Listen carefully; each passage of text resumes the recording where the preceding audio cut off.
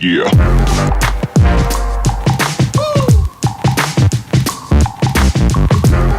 Então, ou seja, temos 5 jogos em outubro, olhando daqui pra frente, né? Porque já teve um, que foi o do Santos. Santos e Vasco foi no dia 1º, mas quando a gente projeta aqui os 5 jogos que vão ter em outubro, a gente estava até comentando ontem sobre desses 15 pontos. Isso. A gente tem que almejar, no mínimo, 10 pontos, né? Pra que a gente chegue lá faltando 8 rodadas com 36 pontos. Isso. E aí, quando a gente fala de 24 pontos a jogar e o Vasco precisando ali de nem 10 pontos, eu acho que a gente pode realmente respirar tranquilamente com relação à zona de rebaixamento e aí mirar uma Sul-Americana, quem sabe, e aí uma dependendo lá de quem ganha o quê, uma pré-Libertadores, né? Eu acho que o Vasco é factível minimamente pro Vasco realmente se abrirem 8 vagas, né? Acredito que se ficarem às 6 fica muito difícil, mas se abrirem mais 2 vagas, eu acho que o Vasco pegando esses 10 pontos mínimo nessa sequência de 15 pontos, o Vasco pode almejar, sim, alguma coisa melhor do que a Sul-Americana. Mas passo a passo, né, irmão? Então, outra vez, a gente tinha 4 jogos em setembro, não foi? A gente tinha Isso. 12 pontos a serem disputados em setembro, porque, na verdade, a gente coloca o jogo do Santos como setembro, mas foi no dia 1º, né? Isso, o jogo do perfeito. Santos. Então seria dia 30, só para deixar dia claro. 30. Inicialmente seria 30 de setembro. Isso. Então a gente teria 4 jogos, e desses 4 jogos a gente ainda comentou isso, cara, a gente precisa fazer 9 pontos nos 12 possíveis, né? No mínimo 9. E acabou calhando da gente fazer os 9 pontos, né? Da gente conseguir os 9 pontos. Então isso foi fundamental.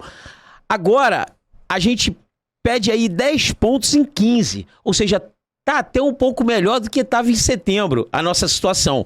Só que, comparando os adversários, a gente tem agora adversários bem mais difíceis, né? Cara, temos... Mas eu diria que o grau de dificuldade, cara, acaba sendo, no final das contas, o mesmo. Por quê? Porque como a gente pegou esses adversários teoricamente mais fracos fora, eles tiveram um fator de mobilização da torcida muito grande, principalmente o Santos, né? Acredito até que o América Mineiro nem tanto, mas acho que o Santos... A torcida do Vasco estava maior que a do América Mineiro. Mas a do Santos, os caras trataram realmente como final aquele jogo, né? Tanto é que a gente olhou lá, teve bicho... incremental, teve treino aberto. Teve 500 ingressos pra gente. Só tiveram 500 ingressos pra gente. Era locutor lá provocando num desrespeito institucional grande lá que a gente falou. Enfim, os caras deram um peso gigante pra um jogo em que a gente também entendeu como um jogo importante, mas eu acho que também não chegou nesse nível de mobilização dos caras, né? A gente sabia a sequência de jogos que a gente teria agora em outubro. Então vamos ter agora os jogos no Rio de Janeiro. E aí agora sim, eu acho que é hora da torcida do Vasco fazer o que a torcida do Santos fez com relação a essa mobilização no jogo de lá. A torcida do Vasco precisa fazer nos próximos 4 jogos. Lembrando que contra o rival é 50-50, né? Porque sempre fica aquela dúvida se um clássico hoje em dia vai ser 50-50, vai ser 90-10, que me parece que Botafogo e Fluminense é 90-10, não é? No domingo. Na verdade, Fluminense e Botafogo, né? Botafogo só tem 4 mil. Então, você... 4 mil? Então, 4 mil ainda cai mais ainda. Acho que acaba ficando com 5%, mas também adianta que é mais do que o suficiente pra torcida do Botafogo, tá? 4 mil. Estamos falando até de 5%. Então, ou seja, tem um 90-10, 95-5, mas Vasco e rival vai ser 50-50. Tem que lotar contra o Fortaleza na volta da data FIFA, tem que lotar lá o Maracanã. E aí a gente sabe quando fala de 50-50 num Vasco e rival.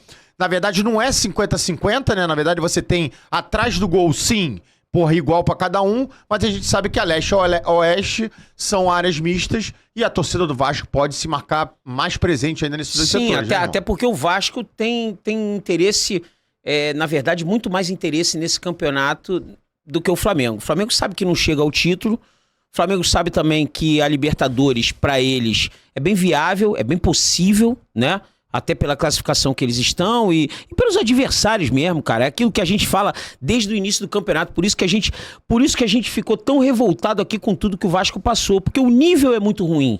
O nível é muito ruim, né? Você não consegue... Você não junta 6 timaços aí nesse campeonato. Não tem, pô.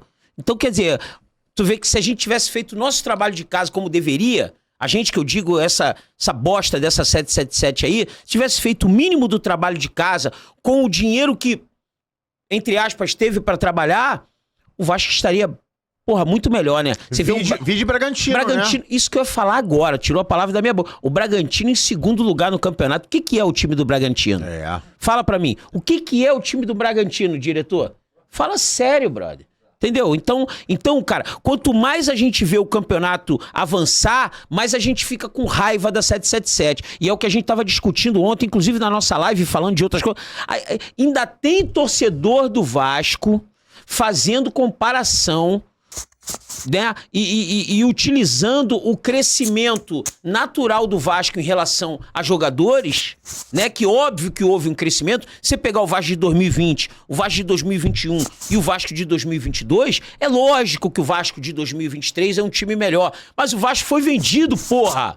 É isso que o torcedor tem que ter consciência. O torcedor não pode se contentar com merda. E o Vasco foi vendido por uma empresa de merda, que montou um time, primeiramente, de merda, e agora a gente tá passando a situação que tá passando por causa de incompetência. Botou um diretor mulambo, entendeu? Botou um CEO mulambo, quer dizer, só fizeram merda. Quer um delivery de qualidade no conforto da sua casa?